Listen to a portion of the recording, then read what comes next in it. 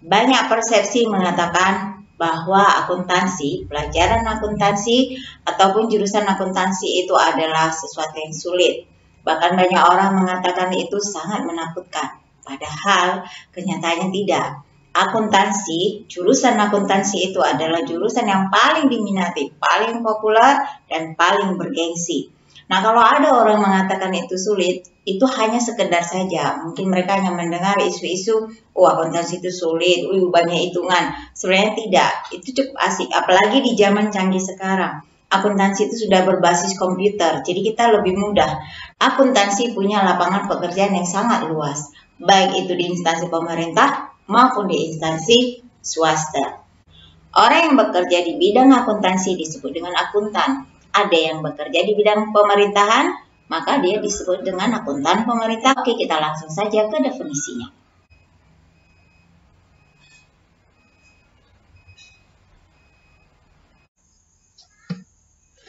Tak kenal, maka tak sayang.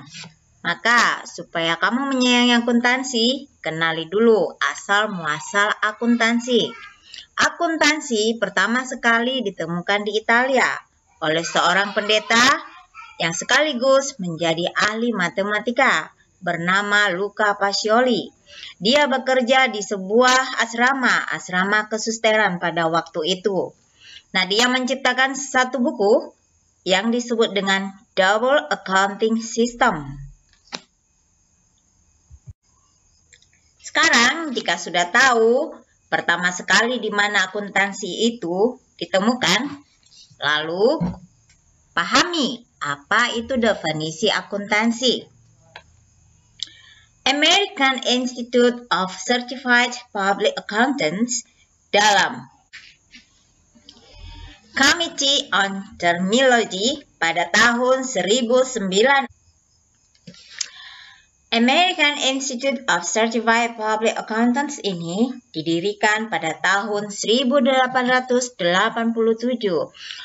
oleh American Institute of Accountants, yaitu institusi akuntan-akuntan Amerika.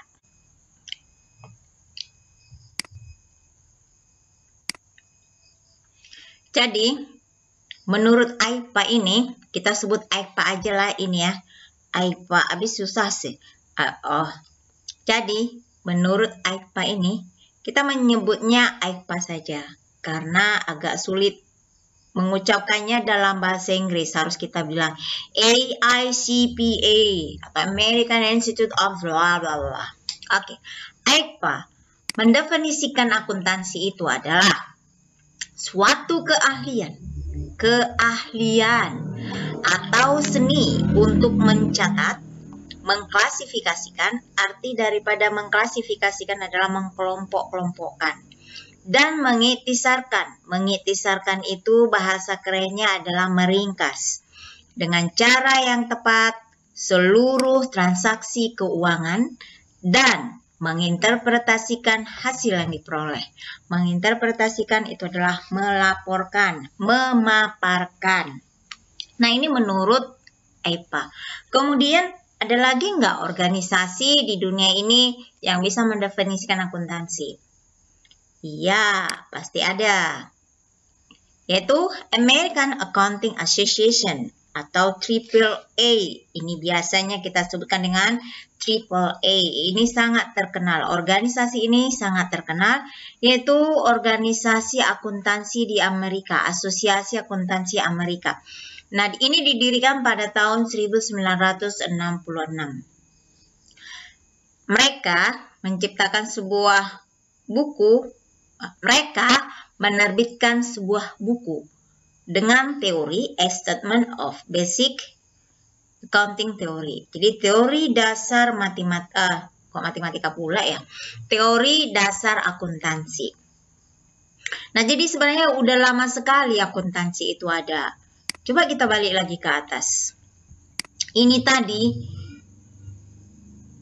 di Italia aja itu sudah ada loh. Jauh sebelum tahun 1941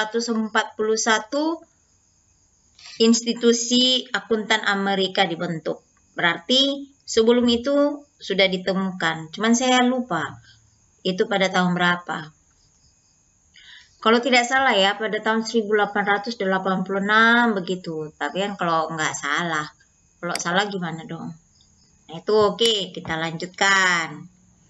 Selanjutnya, lalu apa yang didefinisikan oleh AAA dalam sebuah buku A Statement of Basic Accounting Theory? Ini dia. Menurut AAA, atau orang Indonesia bilang Nah, akuntansi adalah proses identifikasi. Identifikasi itu adalah mengenal, menemukan, pengukuran, dan menghubungkan informasi yang bersifat ekonomis agar dengan informasi tersebut dapat diambil kebijakan atau keputusan. Nah, jadi akuntansi itu pada akhirnya nanti merupakan dasar untuk pemilik perusahaan, untuk manajer perusahaan, instansi, pemerintah, atau siapapun yang membutuhkan laporan akuntansi itu untuk mengambil kebijakan atau keputusan. Nanti kita pelajari bagaimana keputusan ini bisa berhubungan dengan akuntansi. Baik. Nah, lalu di Indonesia bagaimana? Kita kan udah bicara dari Italia, Amerika. Kembali dong ke Indonesia. Nah, kalau definisi di Indonesia itu adalah rangkuman dari beberapa ahli-ahli di dunia, termasuk dari AICPA, AAA, dan lain-lain. Dan akuntansi di Indonesia itu sudah modern. Nah, prinsip akuntansi ini diterbitkan oleh Ikatan Akuntan Indonesia yang dikenal dengan IAI yang didirikan pada tahun 1974. Udah lama juga ya, sebelum saya lahir Ikatan Akuntansi ini udah ada dong. Udah tua juga. Oke. Nah, lalu secara umum berdasarkan kumpulan-kumpulan informasi yang berdasarkan definisi-definisi yang sudah kita kumpulkan dan masih banyak lagi ahli-ahli di luar sana yang mendefinisikan akuntansi. Tapi kalau saya sudah rangkum semua akuntansi itu definisinya kira-kira seperti ini.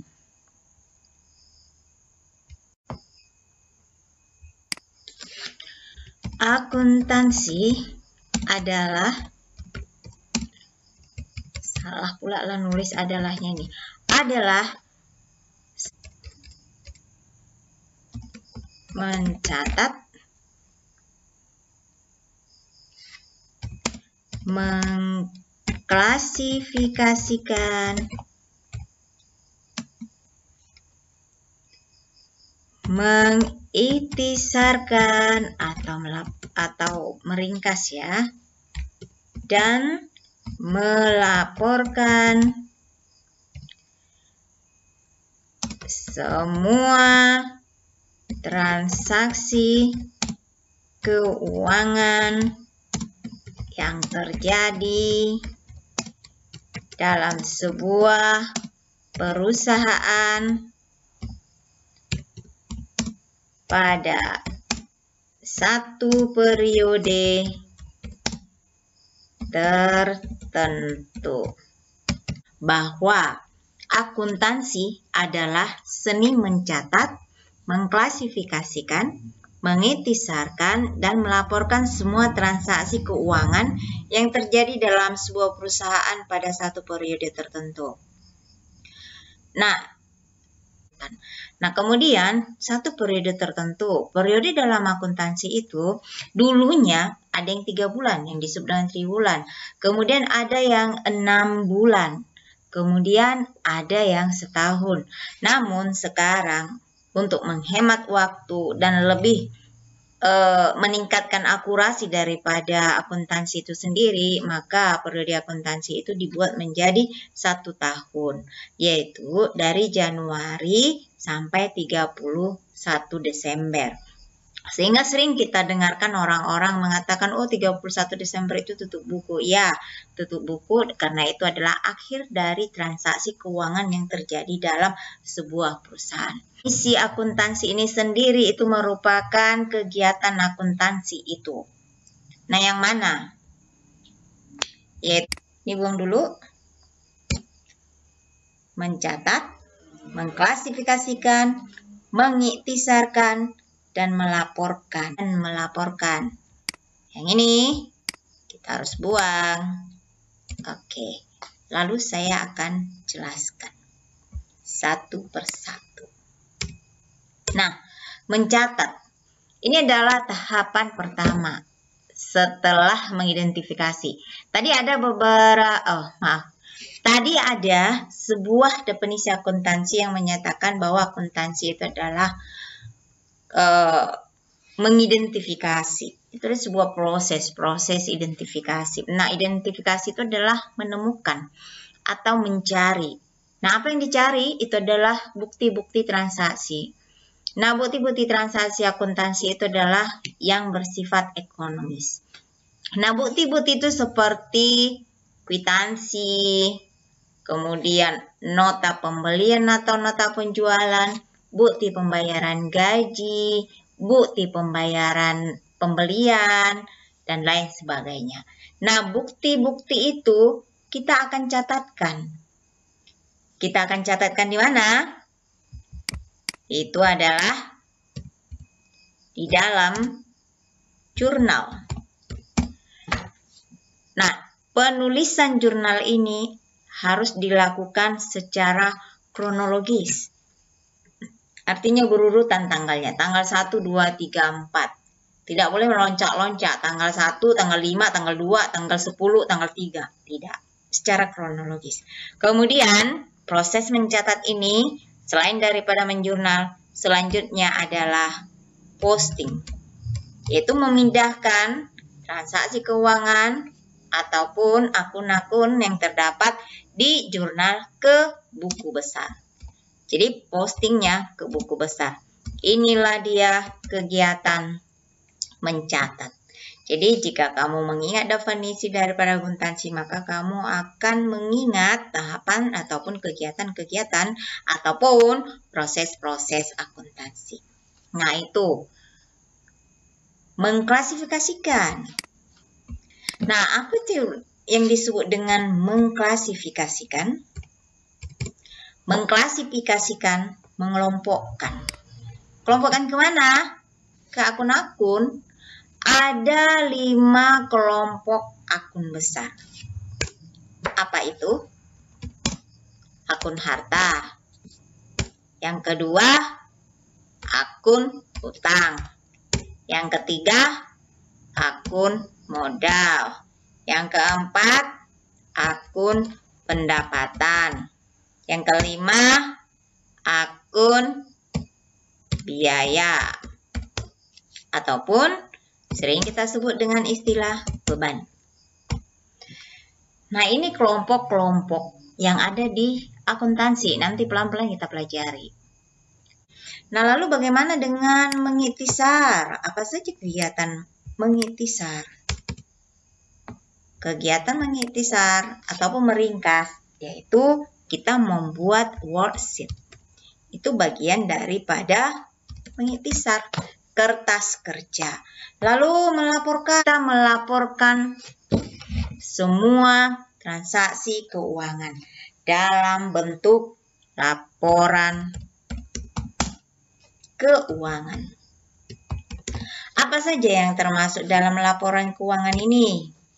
Ada neraca. Ada laporan perubahan modal. Ada laporan perubahan kas. Ada laporan laba rugi. Jadi dalam satu periode akuntansi itu kita mengetahui apakah perusahaan itu laba, apakah perusahaan itu rugi. Jika laba, pasti kita melanjutkan perusahaan itu. Kita akan lanjut ke tahun berikutnya. Berarti kita ada keuntungan. Jika rugi, nah disinilah kita mencari solusi. Apakah baiknya kita lanjutkan perusahaan atau kita tutup saja perusahaan itu? Nah, jadi atau tenaga kerja menambah bahan baku dan lain-lain. Dan jika mereka rugi, apa yang mereka lakukan? Apakah harus berhenti dengan mengakui bahwa mereka bangkrut atau meminta pertolongan dari perusahaan lain, merger dan lain sebagainya.